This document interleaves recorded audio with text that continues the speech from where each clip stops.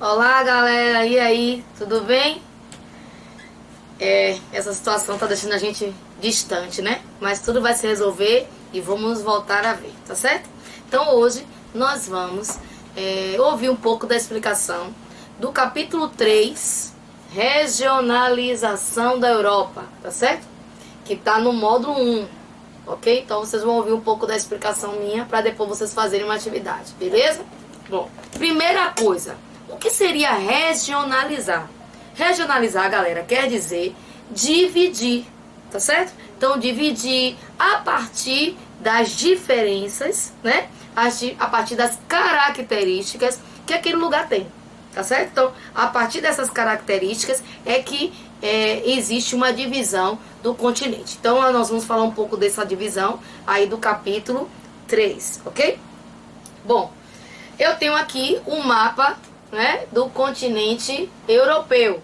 Todo mundo está vendo aí a divisão dos países. O continente europeu é composto por 50 países, tá certo? A partir da determinação da ONU. A ONU determinou que o continente tenha essa divisão de 50 países, ok?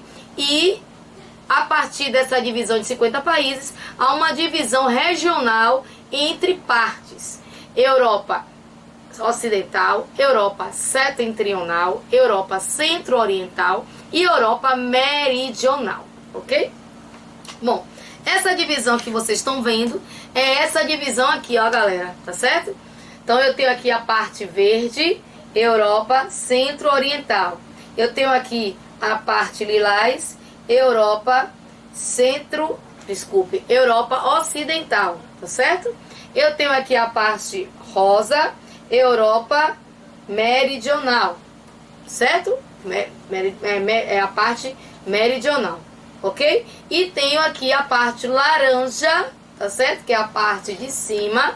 Eu tenho a Europa Setentrional, beleza? Essa é a divisão que é mais usada pela ONU, ok? Pela ONU. Bom, primeiramente eu vou começar aqui falando que essa divisão, primeiramente, não foi dessa forma. Primeiramente, houve a divisão da época da Guerra Fria. Lembra-se da cortina de ferro? Lembra-se que existia, não era uma cortina normal, era apenas imaginária. Olha só aqui o mapa que está no módulo de vocês, que dividia um lado que era capitalista, que estava sendo defendido pelos Estados Unidos, e o outro lado que era socialista, que estava sendo defendido pela antiga União Soviética, que não existe mais, que era coordenado pela Rússia, ok? Então essa aí é a representação da cortina de ferro, certo? Dessa forma, até a Alemanha teve a sua divisão, né? Lembra-se do Muro de Berlim, galera? Então o Muro de Berlim, né, que dividiu a Alemanha em duas partes, a parte ocidental e a parte oriental, também estava dentro dessa parte aí que fala sobre a cortina de ferro, ok? Dessa forma, com essa divisão, a partir dessa divisão, né, é que houve as subdivisões atuais da Europa, tá certo? Bom, o Muro de Berlim não existe mais, tá certo? Ele foi destituído, ele não existe mais, e hoje existe essa divisão que vocês estão vendo aqui no mapa, ok? Então agora vamos falar especificamente de cada Europa. Vamos ver agora a Europa Ocidental, formada por alguns países banhados pelo Atlântico: Reino Unido, Irlanda e França, Mar do Norte, Países Baixos, Bélgica e Alemanha. O nome oficial completo é Reino Unido da Grã-Bretanha e Irlanda do Norte, o nome específico do Reino Unido dessa região. As porções ocidental e central da Europa Ocidental são as mais desenvolvidas do continente europeu, local do berço da industrialização. Então eu tenho aqui, ó, a Europa Ocidental de lilás, tá certo? Essa seria o berço, né, das antigas civilizações, né, onde você teve o desenvolvimento industrial. Próxima Europa é a Europa Setentrional, galera. A Europa Setentrional tá de laranja. Olha só, a Europa Setentrional de laranja, que tá aqui na parte norte, certo? São os países que compõem, são chamados de nórdicos e bálticos, constituído por Noruega, Suécia, Finlândia, Dinamarca e Islândia. Os países bálticos faziam parte da antiga Europa Oriental durante a era soviética. A Europa setentrional sofre influência de fatores naturais, como o clima. Por que eu estou falando que é uma região que está bem acima lá do ciclo polar ártico? Então você tem aí baixíssimas temperaturas, ok? A Europa setentrional sofre influência de fatores naturais, como do clima. Desta forma, a maioria da população se concentra na parte sul. O clima frio limita a agropecuária, né, destacando-se o cultivo de produtos para esse clima, como beterraba, batata e cereais. Vamos para a próxima Europa, a Europa meridional, galera. A Europa meridional é a Europa que está aqui de rosa, ok? Todo mundo está vendo aí? Beleza? A Europa meridional compreende países situados no sul do continente, constituído por Portugal, Espanha, Itália e Grécia.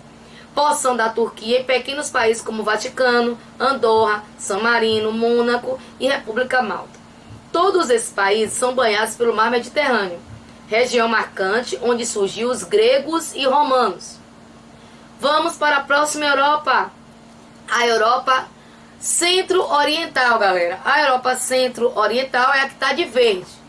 Bom, tem várias curiosidades aí sobre a parte da Europa, né, setentrional, porque foi essa região onde teve maior constituição a constituição, né, a maior formação, né, onde se teve maior veracidade, galera, do socialismo, certo? Então, a regionalização da Europa, né, é fortemente marcada pelos critérios históricos e políticos. Engloba Polônia, República Tcheca, Eslováquia, Hungria, Romênia, Bulgária, Albânia, Sérvia, Montenegro, Kosovo, Eslovênia, Croácia, Bósnia, Herzegovina e Macedônia. É importante lembrar, galera, que foi nessa região também que antes da Guerra Fria existia a Iugoslávia e a Tchecoslováquia. Não existe mais Iugoslávia, e a Iugoslávia hoje é composta por várias regiões como Kosovo, como Macedônia, né, como a Bósnia, e a Tchecoslováquia ela foi dividida em República Tcheca e Eslováquia. Então, depois que houve a destituição do socialismo no mundo, então houve a necessidade de se reconstituir os países dentro do planeta Terra, e no caso aí na Europa, ok? Então, continuando. Além de repúblicas soviéticas, Belarus, Ucrânia, Moldávia, Geórgia, Armênia, Azerbaijão e Rússia. A Iugoslávia, após a Primeira Guerra Mundial, concentrou uma grande quantidade de etnia, com isso subdividindo em várias repúblicas, desde a década de 90, depois de vários conflitos.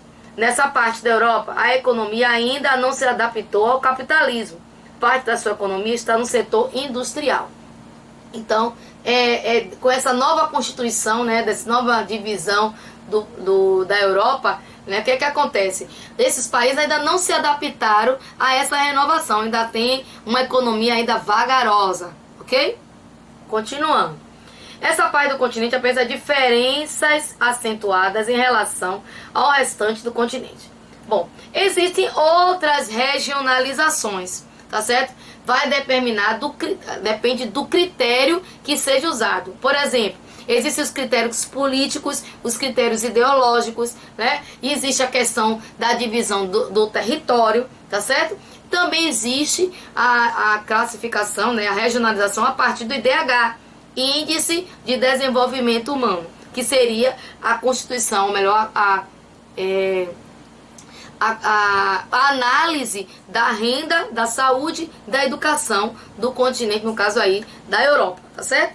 Então, essas outras formas de regionalizar a Europa têm a base das características culturais, distinguidas das faladas religiões professadas e também das novas etnias, ou seja, da constituição de várias etnias juntas. Dessa forma, para se regionalizar, se faz necessário um esforço da generalização, considerando os diversos espaços, como as montanhas, as florestas, como os aspectos naturais que constituem o continente europeu, que vimos no capítulo anterior. Tá certo? Beleza, então olha só. Esse é o capítulo 3. Vocês irão fazer para constituir, ou seja, para fixar esse capítulo. Essas perguntinhas vocês já conhecem, as perguntinhas que geralmente eu passo para vocês. São perguntas que vocês vão copiar no caderno e respondê-las no caderno, tá certo? Vocês já conhecem esse sistema. Então, depois eu vou colocar elas em anexo, se vocês não conseguirem entender aí no vídeo, ok? Vocês vão copiar, tá certo? No caderno e vão responder. E vão utilizar o módulo para intervir nas respostas. Eu vou estar com vocês no grupo. Se vocês quiserem alguma explicação, com certeza irei dar, tá certo? Beleza, galera? Fica com Deus. Saudade de vocês. Um beijão.